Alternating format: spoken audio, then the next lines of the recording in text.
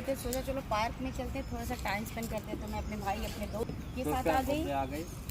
और ये देखिए हमने थर्मस में चाय पैक करवाया था और यहीं बैठ के चाय पिया। और यार वो कूड़ा फेंक पड़ा, चलो बात करें, हम अच्छे ना आगे तो भाई टाइम पास अच्छा रहा ना, तो ठीक लगा।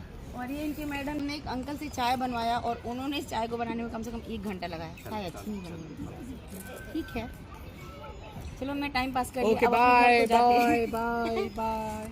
चलो चलो चलो चलो जल्दी चलो, चलो बेटा चलो चलो। और वैसे तो कल हरिद्वार का प्लान फिक्स है।